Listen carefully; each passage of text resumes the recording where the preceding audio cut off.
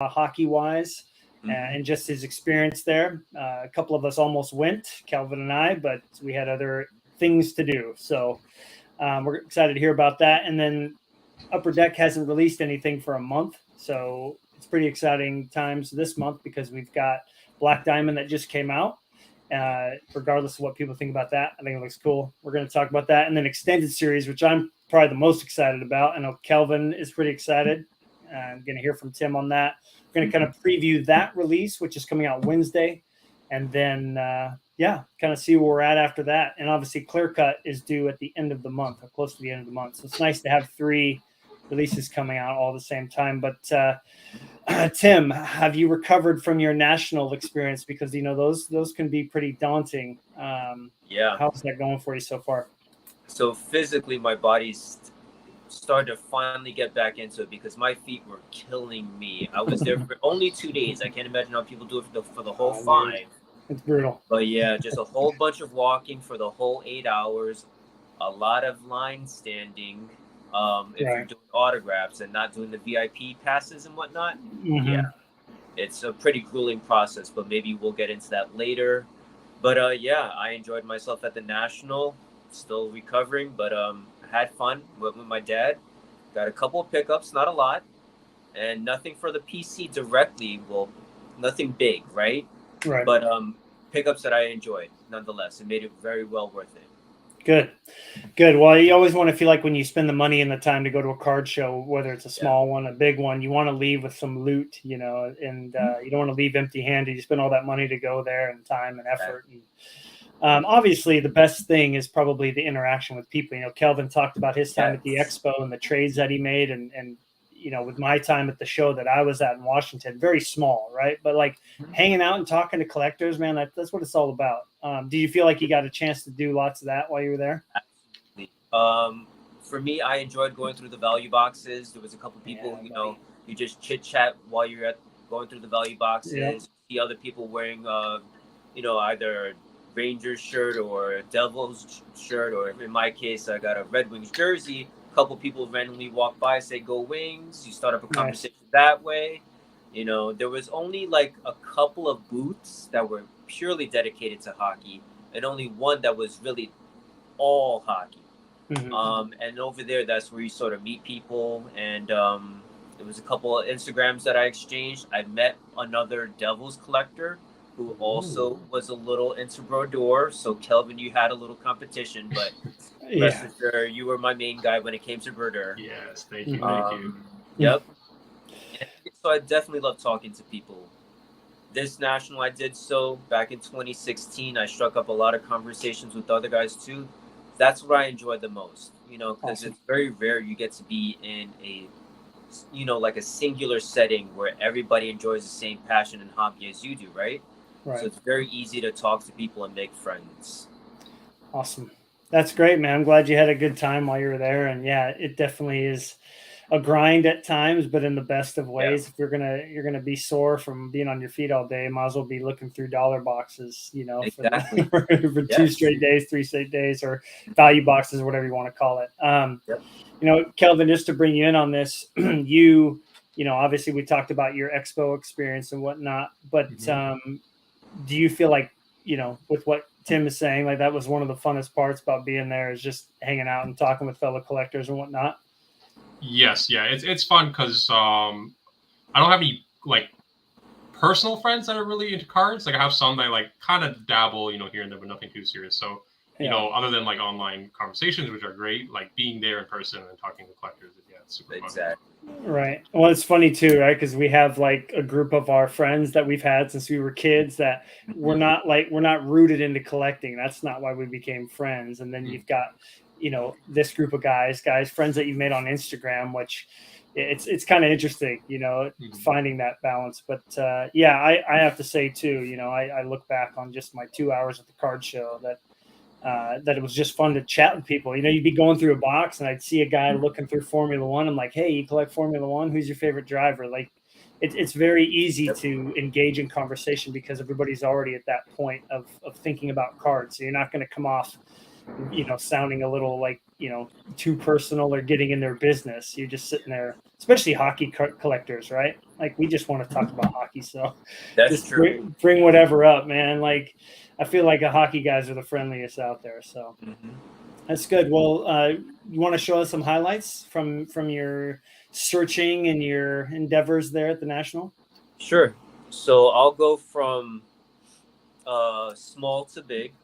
And so 2 pickups that sort of surprised me that I didn't expect to really see at the National.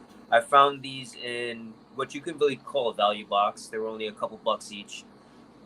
First being this, let's see if the glare doesn't get in the way, but this is a Henrik Zetterberg from, I believe, 2000, 2001 from the SHL.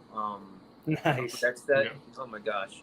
And it's an in-person autograph, so it was already autographed, but nonetheless, to find that at the National, especially being a Zetterberg collector, I had to buy it, Oh yeah, for sure, dude. That's a card that, like, I know Kelvin thinks the same thing. If that's one of our players, it's an easy buy. Like, exactly. Just take my money right now, Right? That's cool. Yep. Awesome. And then for me, this one is a oddball pickup. It's just Sidney Crosby's let's see, I think it's the rookie review rookie review card. Mm-hmm. And it's sort of like those Sports Illustrated ones where you had to like sort of oh my gosh, sort of it's all good, man. It's all good. You had to like it's perforated, and you had to sort of like get it out of the sheet. So Sidney Crosby, it's an oddball thing. I don't have a Crosby rookie. I probably won't have one outside of this one, so why not? Right. And then these next 2 purchases, these were my favorite of the bunch. Okay. And I'll go with this one. It's not a hockey purchase, it's a football one. But this one is a Dan Marino, a Bowman's Best Atomic Refractor.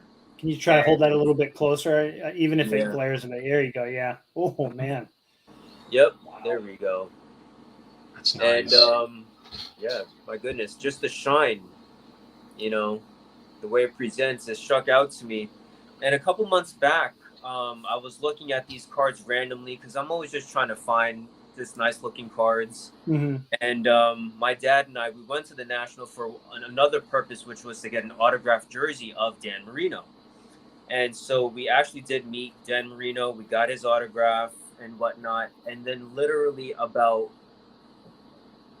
20 minutes after I got off the TriStar line to get our jersey authenticated, it was like 5:45 and the show closes at 6. And my dad did not have a single card that he bought at the show. Oh, no. I couldn't allow that. So I said, Dad, come on, we got to find something for you. And so then I went to the closest table next to the TriStar area. Yeah. They had a box of graded cards. Was just randomly flipping through this, and I saw this Dan Marino right after we got a Dan Marino autographed jersey. So I said, why not? Let's do it. Yeah, that was an easy pickup too, I bet. I mean, like Grubman is saying, like, that technology, it's so stunning. You see Panini, obviously we can say what we want about them because they're not making hockey anymore, but Kelvin, they never do that with their baseball stuff. You and I love their baseball stuff, and it's kind of weird to see them try all these different technologies, but that's kind of gone by the wayside. And I wonder, if Topps owns the rights or the ability to do that, but they don't do it. So I don't know, whatever. Cool card though, man. Beautiful. Very cool. Of a legend as well. And for me, to top it off, me being a Red Wings fan, there was one table that did have a whole bunch of Lucas Raymond and a little bit of Moritz Seider. Literally an entire showcase dedicated to just those. Wow, that's pretty sweet. That's awesome. It was like a dream come true for me, right? And so a whole bunch of graded base Young Guns, a couple I think silver foils, and then while there was no exclusives, he did have only in his showcase 2 Lucas Raymond clear cut Young Guns. That's sick. And I needed one. So I bought one the first day. And then right before I was going to bed, I was thinking about that second one. And then that morning when I woke up, I made it a goal of mine to get the other one. Thankfully, it was still there the second day. Nice. and I managed to buy both of them. You know, I've talked about this with Kelvin many times. You're buying two of the same card, and when it comes to that, I know Kelvin's talked to me about doing that to, you know, have one to trade and another one to keep. Or you love the cards so much because like there's a flurry that I'm like I don't know if I'd really like two of those. You know, especially if I could get him to maybe sign one someday. Yeah. But you know, what was your thought on getting two of them as opposed to just getting the one? Like, what made you go back and get it? So part one was, while I do like Raymond and I love clear-cut Young Guns, I do want to keep one and either sell or trade the other one. Okay. Specifically towards Moritz Sider clear-cut Young Guns. Oh, I see. So Help you get the other goal card that I had in mind. Okay. Somehow get that second one to work in my favor, so eventually I get a Sider one. Right. So yeah, that was pretty much it. And then to be honest, I had the show impulse too. You know, the energy of the show, the impulse to buy. It's there in front of me, you know. Right. And so yeah, that's played a factor. So Kelvin, why don't you jump in here and talk about the show impulse? You know what I mean? Like, you think about all the cards you came back with from the expo. You know what I mean? Is there, you know, a little bit of that going on when you kind of get like the frothing at the mouth going on? You're in a groove and you're just like, yep, grab that one, grab that one, grab that one. Or is it like, I'm already there, I know I want to spend this much, so you just make sure you spend that much? Like, is that a thing with you, or is it different?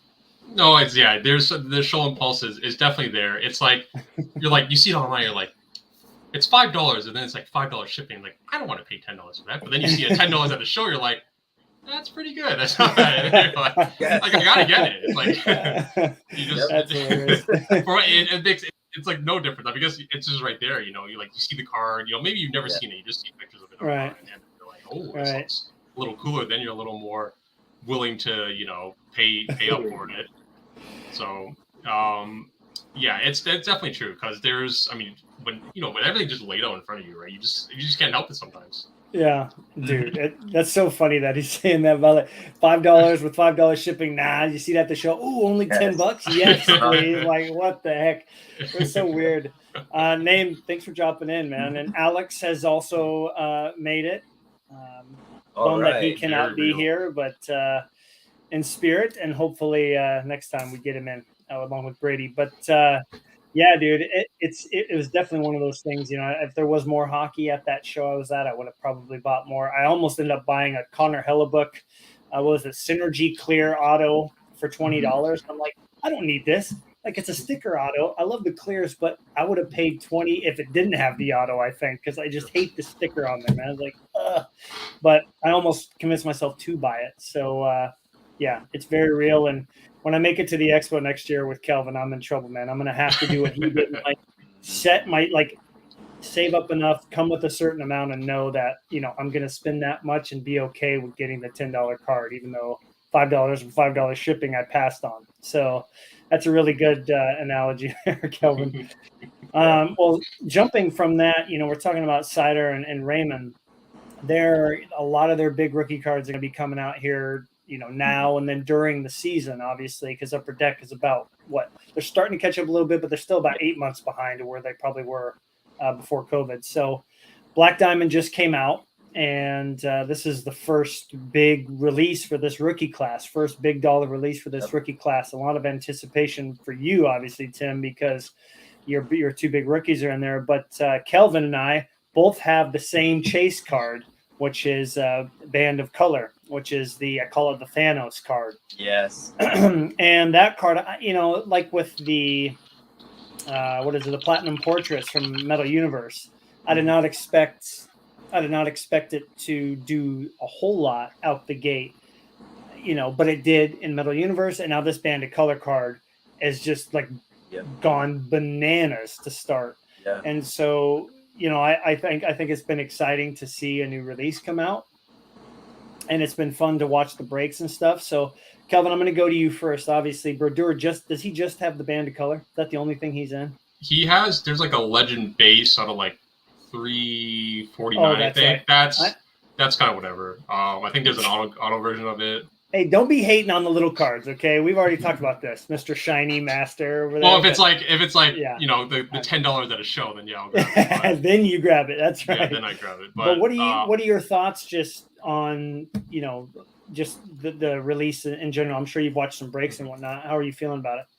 I watched a couple box breaks. Mm-hmm. The product, if you were to buy it, it just straight up sucks. Like, it's really brutal. Like, the fact that you spend like that much money and not even pull an auto, right, is pretty bad. Yeah. And like, even in group breaks, it's kind of like, I don't know. Yeah, there's so little cards. It's hard to hit something good, right? Mm-hmm. And, yeah, absolutely. And then manufacturer patches is, I mean, it's kind of cool, but it's a little gimmicky. I'm sure some people like it, but I'm not a big fan of it personally. Right. And yeah, the only thing is like the band of color, which is just like which is also gimmicky in itself, but like I like it a lot. It's unique, right? I think that's one thing that Upper Deck's done is they. I'm just kind of going through here. I can go back. They, there it is, right there. Yep. I think every release that's except maybe Premiere. I'm not even going to speak on Premiere because it made me so upset. But most releases lately, Upper Deck's done a really good job of coming up at least one set that's unique that we've never seen before, and I got to give them credit for that. You know, obviously the base cards look really good. I mean, the way I collect, I try to collect it all of Fleury within reason, and I really do like the design of the base set. But this card right here, that is whoever came up with that idea, bravo on the design team. They crushed it, and obviously those are going for huge amounts of money. There's always chase cards in these big products. But Tim, how are you feeling about this release? Because you know your guys are all over in it. What are your initial impressions so far? So the way I became familiar with Black Diamond the past couple of days is not through watching any box breaks, but just through eBay searches on Cider and Raymond. Yeah. And that's how I've been able to get exposed to the different subsets and the different designs. Right. Some of the designs, they're okay. You know, it's standard, you know, patch autos, designs, and things like that. I love the diamond, you know, like that Caulfield that you're showing right there. I like that design that they got. Nothing really struck out to me big time outside of the band of colors. Right. But if you want, just for jokes, if you want to actually look up one thing, Lucas Raymond, as much as I love him as a player, one of the worst autographs of all time. I think it's almost worthy. Yeah. Bad. Is it just an L? It's just an LR. It's, if you want to call that R and R. Yeah. I remember one of the worst I've seen was Nicholas Jensen from like 2013, 2014, I think. But this one is, oh boy. Look at that. That's a guy who is not pleased with signing thousands of stickers and on-card audit. Let's hope that it improves with the cup, because I know a lot of these stickers look like this on his Parkhurst card, and I was joking about that. I think last episode even. But you know, I feel like I've seen guys really sign bad, and then they get the cup, and their on-card autographs are actually a little bit nicer. So let's take the high road on that, hopefully. But so you're overall you're happy, not happy. I know those manufactured patches, man. I don't get having a box at this price, $300, that you get those out of. I think the only thing that should be in there is like a booklet where there's 3 or whatever that has the whole logo, or something like the NHL manufactured logo. Something cool like that would be fun to have with your pictures player, and you like put it on the shelf or whatever. But something like that where you got to put 9 cards together to make it. I don't get that at all. But I think I don't know. Where do you guys feel like the price should be for this release realistically? Yeah. So what I was told, because I went to a card show yesterday, and I asked, there was a person who ripped the box, and he told me that he paid $300 for the box of Black Diamond. Would that be consistent, like what they're being listed at? Yeah, it's about around. Yeah, there, I think it's probably. Yeah, I mean, I feel like it should be cheaper, but then when it goes down to value, it's really hard to get value out of any box break at most price points. Right. So, but I just feel like I wish Black Diamond would go back to the old format, because I believe this format is a one-pack format, right? Yep. Yeah. For me, I just wish it would have gone back to, the old format. Me and Kelvin are lovers of the rubies for sure. Those out of 100 cards, regardless of the picture being different or not. But we won't talk about that.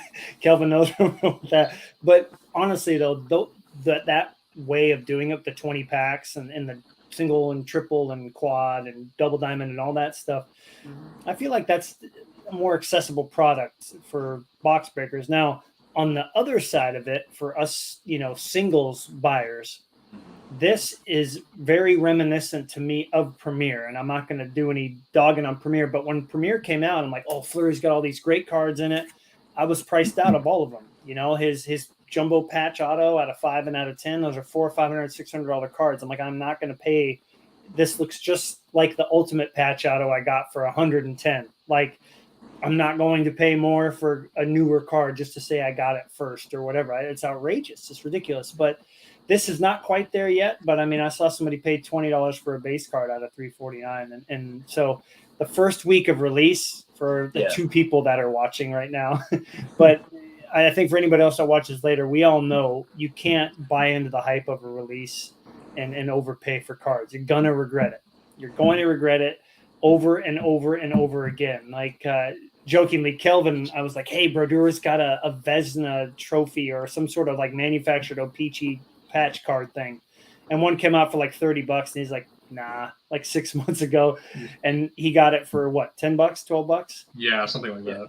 So you just got to play the waiting game. You know what I mean? I think a lot of these group breaks are going to be going on for the next, 2 to 4 weeks. People are going to buy team spots. They'll get cards of our players and they'll try to get recoup or whatever. So I think, you gotta just play the waiting game here. So I'll be honest. I'm nervous. I'm nervous for that Bandit color. I really am. I know Kelvin might have a chance at one, and I'm curious what he's going to have to pony up, because I think we've typically paid the same on most of these big cards. So it'll happen though. There's 21 of them. It'll happen. So but I'm a little worried. I don't know how many boxes are going to get open of this. I feel like they printed quite a bit of it. Right? Like, I feel like individuals, there's not going to be a lot of single box openings unless you're like, money's kind of whatever to you, right? Or you're just feeling a little adventurous. Kind of want to give them money for free. But, like, I feel like a lot of it's going to come from, like, group breaks. And then that will be, like, a slow... they'll slowly break them over time. So then, like, maybe out of 21, there's a decent number, but I feel like there's not going to be a lot of them that they'll show up. Black Diamond doesn't go to EPAC either, does it? I don't know. I don't know if they're doing it to EPAC. I'm not too sure. That part I'm not too sure. Yeah, for the 4 people that are in here, I know they're all hockey collectors that are watching right now. Has EPAC ever had Black Diamond? I know Logan is a big EPAC guy, so I'm curious, because if the base cards are out of $349 and let me just check and see how many base cards there are in the set here. I think there's 90. There's 90 base cards, okay, of the non-rookies, 90. And so if there's 90 of those and the print run is $249, my apologies. I mean, that's a huge amount of product. So I would think that just like everything else that's come out lately, you're going to see the box prices come down closer to $2. And then you might see some more people breaking them. And then when they're reselling, they'll be cheaper. So I'm hopefully that ends up. Okay. Good to know. Yeah. Thanks for telling us that one. I figured not, like the high end stuff, like the cup and whatnot. But again, they've done Ultimate Collection and Premier on, I think Premier, but I know Ultimate Collection on EPAC. So Ultimate, I'm sure. Anyway, so cool. Well, I think looking down the road, down the road a ways, I think when we get to Christmas time, and we do like a year in review, I think we'll be able to find some of these cards that we're looking for once, hopefully the cup and like some other big time stuff comes up.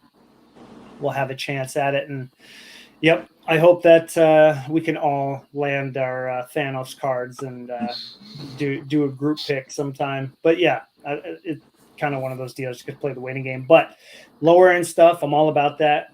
Kelvin knows I love O-Pee-Chee. Yes. I love all the variations. I love the blank backs. I know Alex, he's watching, loves blank backs. But we've got extended series coming out, and all of us that grew up in the 90s collecting, this release is like for you, for real, because of all those sets that they're bringing back. So I'm going to throw this up on the screen here. Start with you, Kelvin. What are you most excited about when it comes to extended series this year? Well, with extended, just like last year, I like how they bring back some of the older inserts and parallels and all that stuff. Yeah. So it'll be cool. Broder does happen to be in it, where they're bringing the new. Look at that. Well, not new, but like the old basketball insert. The what do they call it? NBA record collection. Yeah, that's right. Yes. Yeah. Yep. So they're bringing that to hockey, which Broder is in with parallels. So that's going to be very fun. Dude, we are so stoked for that. What is it? Is it out of 50 or what's the toughest parallel in that?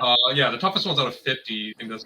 There it is. Yeah, and then there's a hold out of 250.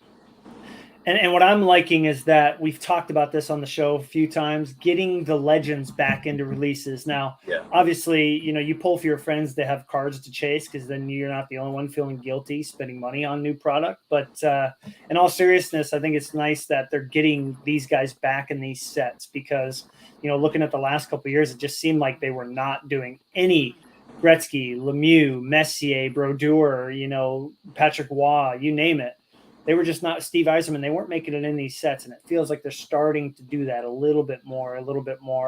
You're hearing what the collectors are saying. So yeah, I'm really stoked about this. The gold will probably have the red in here, but the outside will be all gold with these stripes, and then the platinum is the one out of 50, right? Yeah, that's what it's called. Yeah, that's got to have that same rainbow shine as the honor roll. You guys know that set, the honor roll out of 250. Those are probably the best looking cards.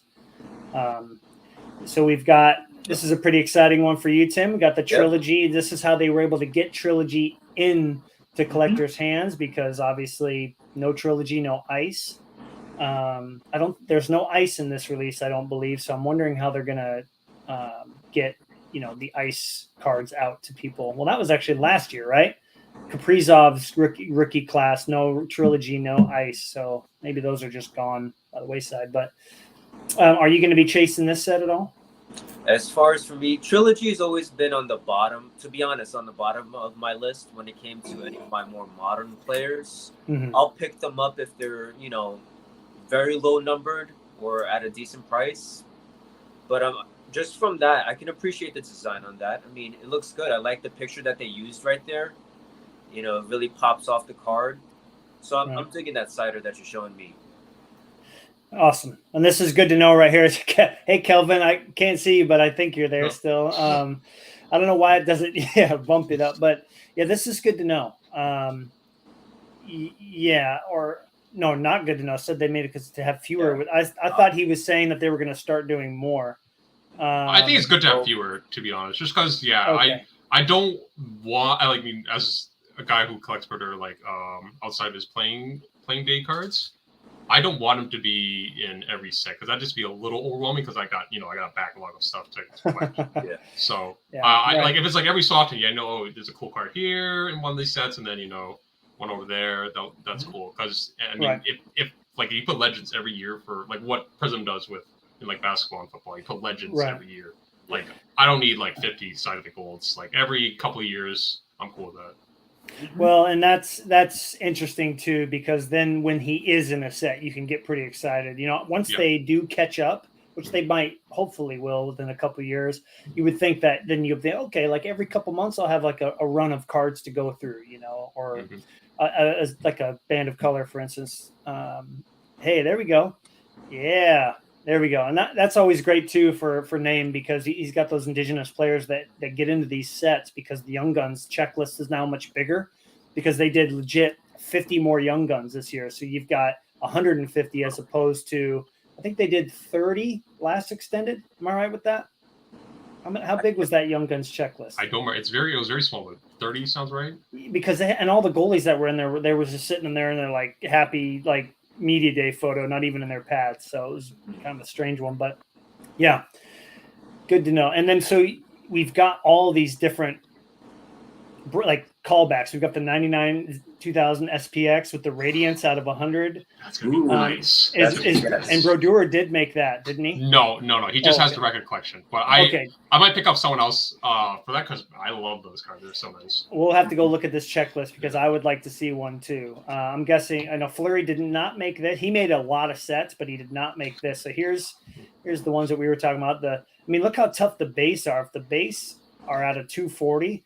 I mean, just think about how much product is being made if the base are out of 240 and then the golds are out of 2. Like, there's so much of this being made, but I think it's going to be a lot more well received. We've got the Finite. They did that last year, so they're redoing this. Nice. They're doing the Black Diamond Retros, which we saw up here with Trevor Zegras, which is cool to see them do that. This is new holographics, but I remember that set in the 90s. And then this is the Specialist. This is a really tough set to track down. You get 1 out of 576 packs. So I'm curious to see how these are going to look, though, because this right here looks kind of like a boring card. But Kelvin, I was thinking this would have that glossy finish like the Styrotex and Pacific. That thicker card stock. I kind of it'll either be that or maybe acetate. So I'm really interested to see how cool these look. Ooh, could be acetate. I think that'll be a good option. Yeah. All right. See your name. Thanks for dropping in. See ya. So yeah, let's go down a little bit of. We got the Dazzlers, which I'm of course finally Fleury gets into Dazzlers. I know they've only been out for 2 years, but I've been waiting for him to be on one of those cards. So it'll be fun to try to chase this down slowly and surely. We got the UD3, nice callback to which they did last year, and then got the Triple Dimensions again, same parallels as last year. Fleury, I know, made that. And then you've got the Holographics Rookies, which you've got to chase one of those down, Tim. I know that'll look real good. Those have beautiful shine, dude. Mm-hmm. Oof. And obviously the non-rookies. So here's what a box break is going to look like for everybody. 6 Young Guns, 4 canvas cards. You've got your Upper Deck Retro inserts. You've got your holographics. You've got your Black Diamond, 1 SPX. So, look at all this variety you're going to get. Obviously, people might get tired of that after opening 20, 30 boxes, but I think it's going to be really cool to see just the variety of cards coming out of here, because you watch a Series 1 and Series 2, you kind of predict what's coming, right? Yep. You get to a point where you're like, oh, geez. So this I think, minus maybe the rookie class, which is that not too bad, but it doesn't have like the Cider to chase or whatever, the Raymond. Mm-hmm. I think this will be the most enjoyable box break of the 3. Kelvin, what are you just thinking overall on this release before we get to the checklist? I love the inserts they have in this because this is way better than Series 1 and Series 2. Mm-hmm. Please get rid of portraits if anyone out for deck hears. Portraits are not the greatest things at all. They're just not good. I'm not. Same with honor roll, dude. There's just too many. There's too many. But I appreciate honor roll at least because it was a throwback. So that one that's true. That one's okay, even though there is a ton of them. I can I can live with that because that'll go with anything with Series 1 and 2, right? There's going to be a ton of it. You're going to see it a bunch. Yeah. So it's just going to happen. Same with you got to have something in there. Something in there. Yeah. Yeah, but man, portraits gotta go. That's gotta go. But love the variety though for this one. Really love it. I don't know. Yeah, the Young Guns. There's only like 2 or 3 of them that are good. So well, I watched a video and a guy was breaking them down, and I found to be like 6 or 7. Like he was really going in depth with how they've performed in the minors and the juniors and all this stuff. I think this will be a fun, cheaper one where you can get all these Young Guns and just hold them and see how they do this year. So I think this will be a fun one. Nothing major though. You're right. Yeah, for me, when it comes to extended, what I enjoy most, and piggybacking off what Kelvin said, I love how Upper Deck is using this product as an opportunity to really introduce and handpick subsets from different products to just feature it in here. You get a lot of different flavors in this one product. Like you said, what you're getting with Series 1 and Series 2. You're getting your portraits, your honor rolls, and things like that. Right. But this gives you variety. And I'm not sure about the price point and how much it's difference between Series 1 and Series 2, but at least you're getting different flavors. You're getting more variety from what you're buying out of this product. And that's what I like about it most. I'm with you there. Now this is a good question. A comment and then a question. So Gruntman says the 0203 artistic impressions would be a great set to retro on one of these sets. That's a nice. Yeah, I'm familiar with that. Yep, I agree with that, man. You can, and what's cool is they can take these past sets and they can tweak them just a little bit. Like these records that's coming out. I'm really excited to see how they're just like a little bit different, but also keeping with the theme of the original. You know. Alex, who is not here but would love to be asked, do you guys feel like there's too much in these releases? So many retros and throwbacks. I see that as well. Yeah. I mean, I think a big one is like SPA. I mean, if they're going to throw back, like they do the Future Watch, like, you know, the retros or whatever year it is. I feel like, that can water it down. Like, if they're planning to do it, you know, like here on out, like, at what point do they stop, right? Like, eventually it'll, like, catch up. So. Well, this seems like one. How did I describe it? I feel like Extended is like I don't want to say art project. That's the wrong analogy, but it's like it's their chance to experiment a little bit more. You know, like And I like that. I like that when Billy's been on the Center Ice Cardcast, that he's talked about like this gives them an opportunity to really, I don't want to say cut loose, but like just kind of get their creative, hands on some designs and really just try things that they probably couldn't do if it wasn't for Extended being out there. And I'm all for that. You know, we all love a unique design. I'm sure everybody watching would agree. We want something different, something that's going to catch your eye, something, but also affordable. And that's why I'm more excited about this than Black Diamond, is because you can get into some of these cards so much easier than you can a Band of Color, if that's a card that you love. No offense to anybody going after one, but it's true, you know. And so, and it's too bad Logan's not here, because he's a huge supporter of this this release, and he will definitely be going after some of this stuff. Just want to go to the checklist real quick. Obviously, really excited that Mr. Flower has a Blackhawks card with all the parallels and stuff. That's going to be kind of strange to chase down, not going to lie. But going down to some of these other ones, you've got obviously the Cider Young Guns canvas. That'll be a fun one for people to chase. Nice little chase card there. Jarvis has not only a Young Guns, but his canvas is in here. I was really impressed with his play last year. I think he's the best. He's the best regular Young Guns to find in this. Obviously, Carell, he's on a terrible team, but I think he's a really talented goaltender, which I have to see if that team gets better. And then obviously you got your checklist down here with Cider on it. Am I missing anybody else? I think that's it there. Best of the rest. Yeah, Extended feels like this is funny.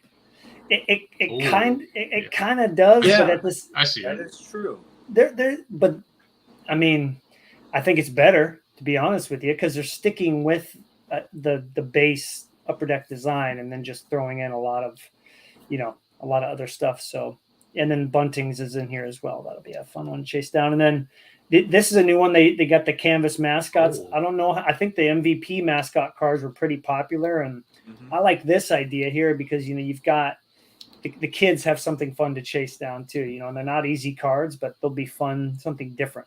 You got your autographs here, and you've got your trilogy rookies. So you've got Cider in there. You got all the big rookies: Swayman, Knight, McTavish, and all these different guys. How about this card right here? Can you imagine pulling that? Raymond Zegras Byfield triple auto out of 5. Oh man. So anyway, a lot of good rookies in there, and then you've got your retro card, which those seem to do pretty well. Obviously Cider and Raymond are going to be in that, and then let's get down to the Dazzles. I wanted to get to the record. So look at this checklist, man. You got, let me zoom in a little bit for everybody to see here. I'll have to go back down. Did I go past it? I missed it, didn't I?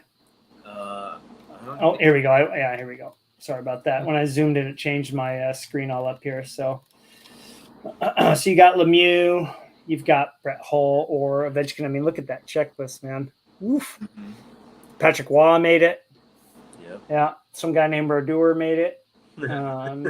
So how about this one though? Keith Yandel. And that, Whoa. how did that happen? Streak? Yeah, has to be, right? Yeah. Yeah. Okay. For sure. Yeah. Paul Coffey, Sidney Crosby. I mean, Daryl Sittler. I mean, you've got. This would be a fun base set to put together, let alone, just the parallels. But I'm super excited. Obviously, this will be for 500 wins, so it's going to be really. Are they going to, on the original records? Did they have on the back or the front what the record is? Kelvin, do you remember? I don't remember. It's got to be on the back, right? Yeah, I imagine it's like the write-ups in the back. Yeah, so it'll be really cool to see Brodeur breaking the all-time wins record. You've got Gordie Howe. Will this be for games played, Tim, most likely? Yeah, most likely. Yeah. Mm-hmm. Awesome, dude. I was seeing if there are any other Red Wings on there. That's great, though, man. They've got all these guys on here. Great set. Probably the highlight of the release in my mind, especially those platinums. I cannot wait to see what those look like. So here, Kelvin, you were really excited about this SPX, the retro, because SPX with the design, everybody remembers it had like the piece in there. It looked like it was like inside the card, and it was gold or platinum or whatever based on the parallel. These Radiants are going to look amazing. So really strong checklist here. Bertuzzi is the Red Wings player that I see. So kind of an interesting choice, but he's the best player on that team right now, minus the rookies, right? Yeah. Well, Larkin is still top dog, but Bertuzzi is the heart and soul of that team. Just his play style. So that's gotcha. Awesome. Well, just real solid checklist there. And then of course you've got your rookies, and good luck tracking those down. I hope you can find one or one or both of the guys. Is it just? I imagine that Cider's got to be in here as well, right? Yeah. There he is, right there at the bottom. So those are going to look great. Excited to see if you're able to pick those up. And then one thing I got to remember to remind everybody is just don't forget there's always a sneak release in there. Remember they did those retro acetate Young Guns last time, and Fleury had one, and I mean, it was just like I couldn't believe it when I saw it. But just remember that there's going to be something in there, a couple things that people are not aware of that are going to pop out, slowly upon release. So I know Brady's looking forward to that. I know we haven't seen him on here in so long, so curious how that's going for him so far. But this would be one if I was at a card show or something, or I was in a place where I could get cards. I'd probably get a box just to try opening it on my own, just to experience it. It'd be great if all of us were together and we could split a case and we could all open it and go from there. But it's going to be fun to see this product coming out on Wednesday, and hopefully, kind of see more cards showing up, because none are showing up from Black Diamond yet. So it should be fun. So what, with Tim, there's so many cards in here of your guys. Where are you looking first, do you think? Let's see. So for me, I would probably be most interested in the SPX Radiant set. Mm-hmm. As far as visually appealing is concerned, that's what I would be most looking forward to. I'd hope that the designs, or if they choose to do an acetate set like you were just talking about, I'd love to see what the checklist is for that. I'd love to see how the designs look, how the foil is going to be, because every year they try to change it up as far as the foiling goes for the acetates. Mm-hmm. So that would be what I would look forward to most. Okay. Gotcha. Kelvin, other than I already know the answer to this question, what are you most looking forward to? You talked about the SPX, the record. Is there any other sets in there that you think could be kind of sneaky cool that caught your eye? I always like the UD3 stuff. The die cut. Actually, I think it's really cool. But there's mostly just the SPX. And also, slight correction. I think we're thinking about the wrong year. If the 99 2000 one is the one where the Radiance is the blue checkerboard design. Yes. Yeah. I'm thinking of 99 SPX baseball. That's my bad. Yep. Yeah. Okay, so they're gonna look just like that, more or less. I would think. Oh wow. Okay, those would be cool. And those 101s are stunning, dude. Those 101s in that set are stunning. The original. Yeah. Wow. Okay. Well, one. I haven't either. Not in person. I would love to. Yeah. Not gonna lie. That interesting. So I showed you this comment by Alex, right? You guys feel like there's too much in there, but then Groatman commented, what's interesting is that was the complaint for 1213 Fleer Retro, which was so cheap. And now, of course, we all know how Fleer Retro has gone. Now, there's no way this is going to reach that level. I mean, maybe, but go ahead, Tim. It'll take a bit more. Yeah, definitely. And with it being because they had the Intimidation Nation, I think in 1213, you had your PMGs, you know, and I think a couple other big time sets or subsets, I should say. In this case, Extended doesn't have those type of prestigious subsets in it, but it is cut from the same cloth. So we'll never see it reach those prices of Fleer Retro, but it's still a good product nonetheless. Right. Well, I think Fleer Retro has the allure of being the only release like it. You know, they didn't keep doing it like exactly the same. They just didn't put it out year after year after year. And if Extended, which I would imagine if this one goes really, really well, is going to continue to keep happening. So just so they can spread the rookie class out more and get more rookies in, you know, that's what they're doing right now. I think you're not going to, just because it's going to keep coming out, it will lose a little bit of that, you know, like it being the only time it was out. So, but I still think it's going to be very popular. I think some of these inserts have some serious potential.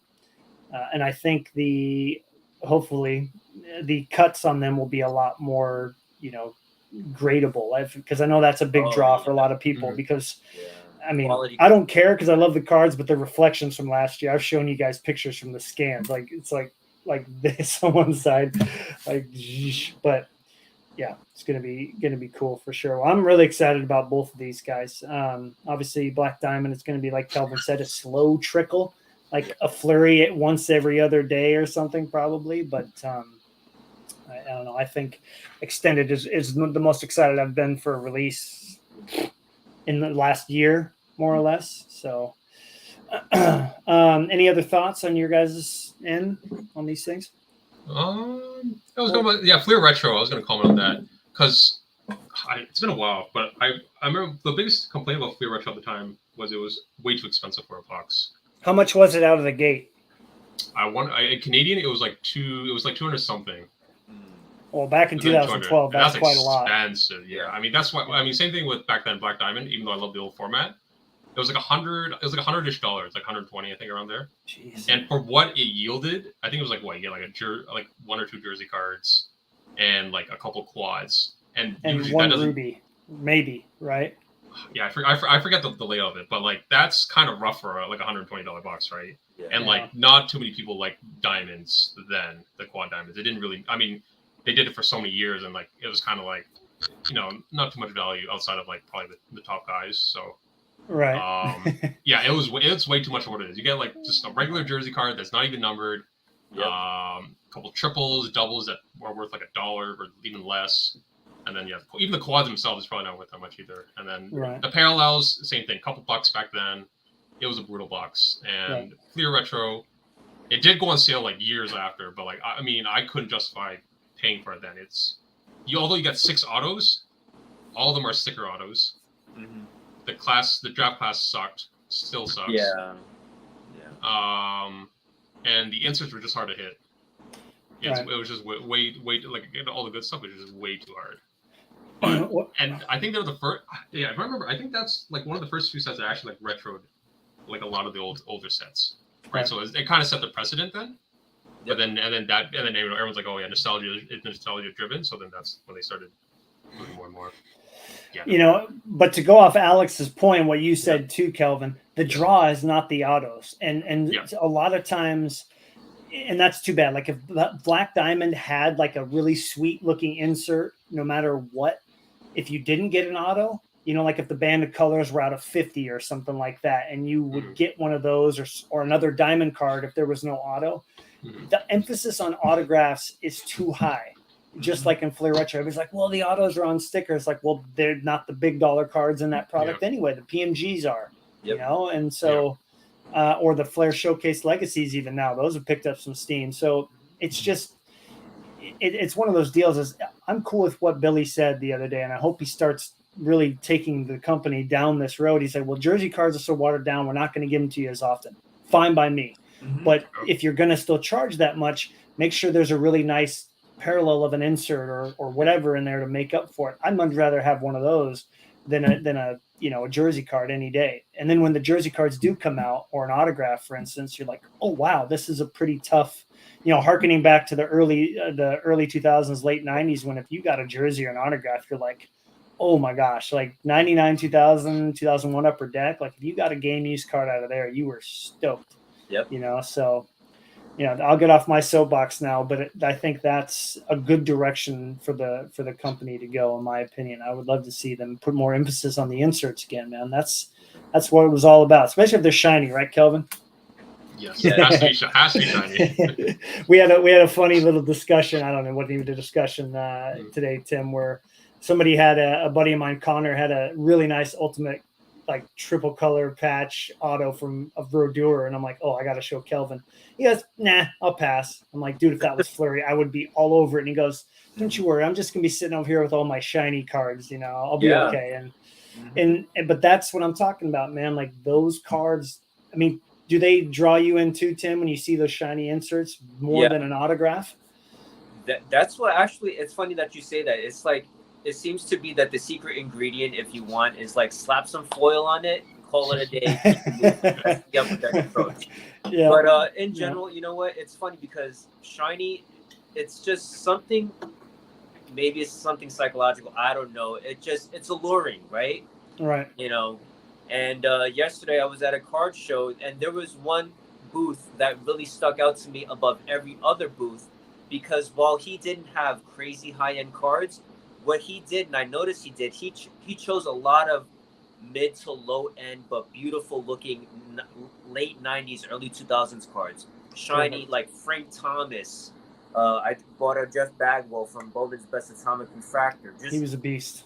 It was more about visually appealing cards. So if you can give me visually appealing and aesthetically pleasing cards over the autograph or whatever base auto, we're looking at 12, 13 retro as an example, those don't do anything for you, whether it be value or aesthetics. Give me something that pleases the eye, 10 out of 10 times.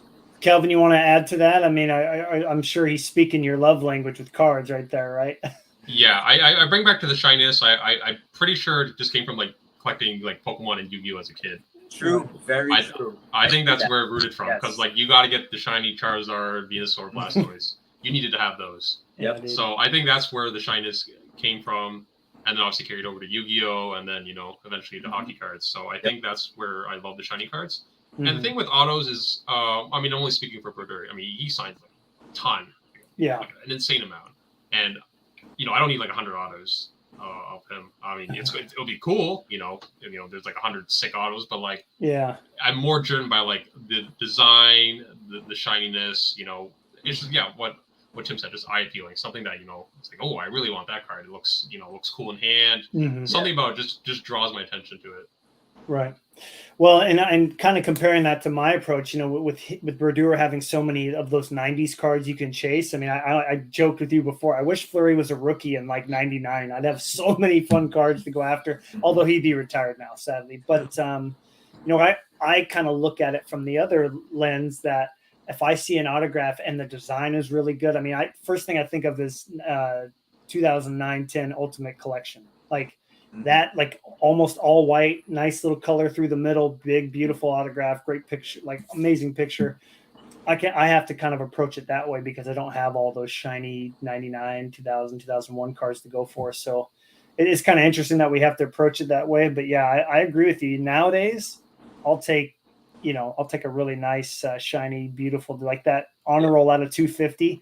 If anybody watching has not gone and looked at those, the scans will not do them justice. Those cards are incredible in person. The 250 ones are, because the golds are a little more subdued out of 25, and even though they sell a lot higher, obviously they don't look nearly as good.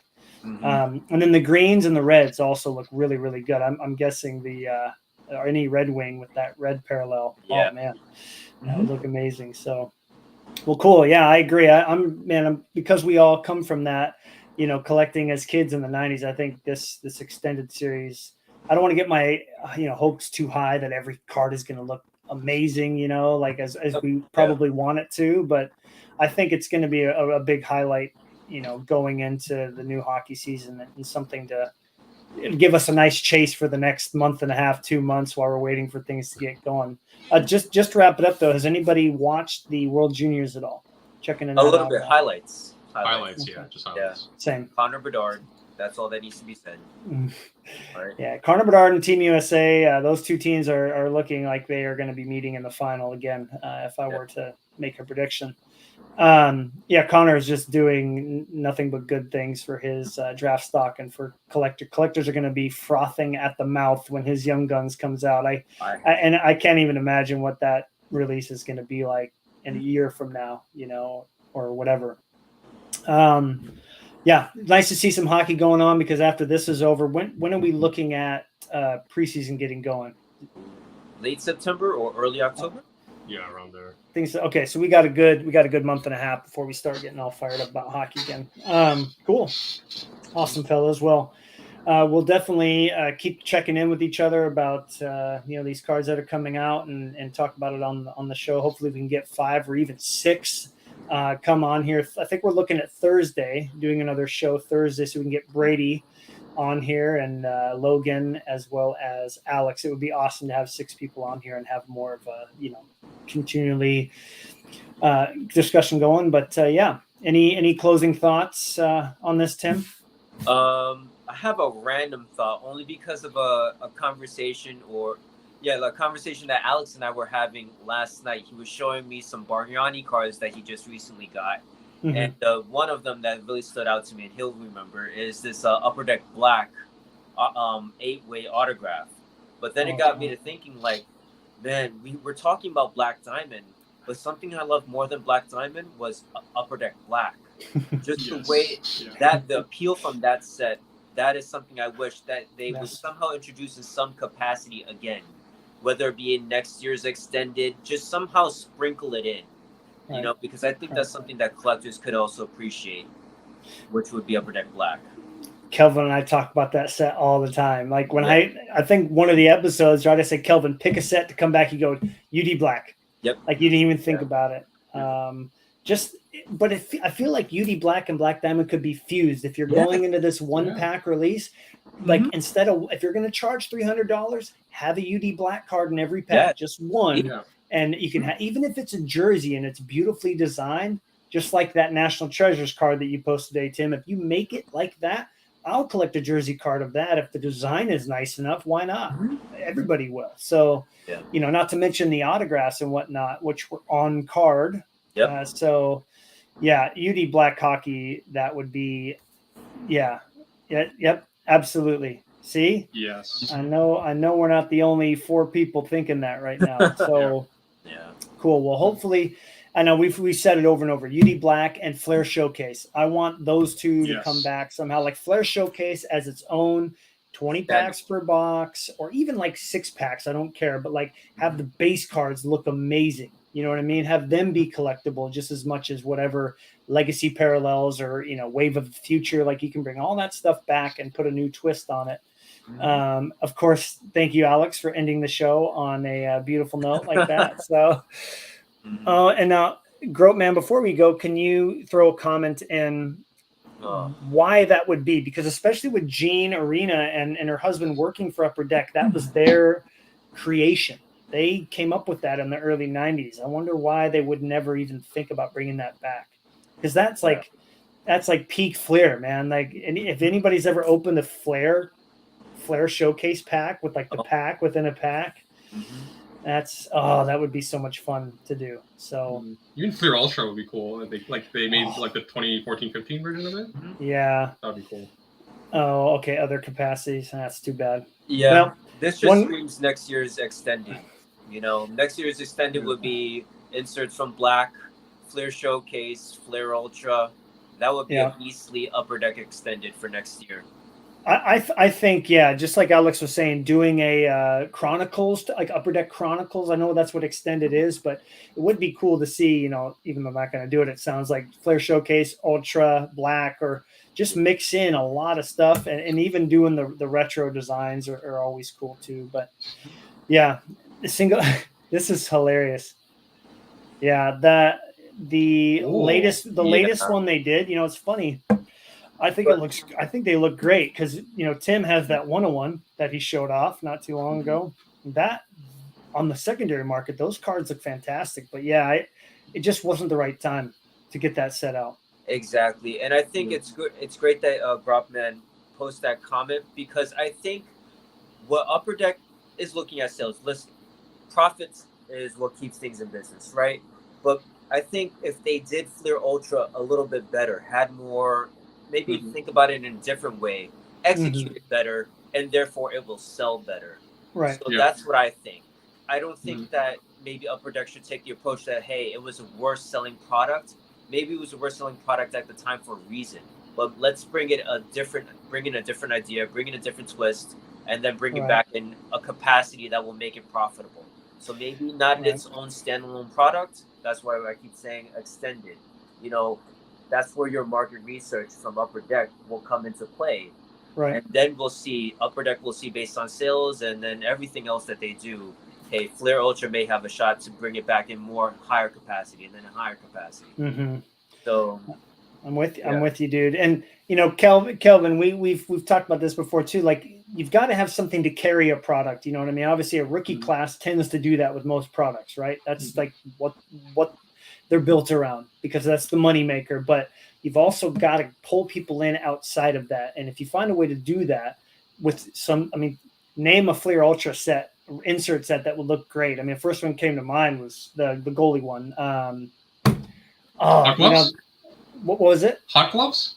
No, that's from Showcase. The ones from Ultra, they're gold. They got the die cut. Padman. Padman, thank you. I was starting to call it like something with a G, but the Padman. Imagine like a nice twist on that, a modern twist on that.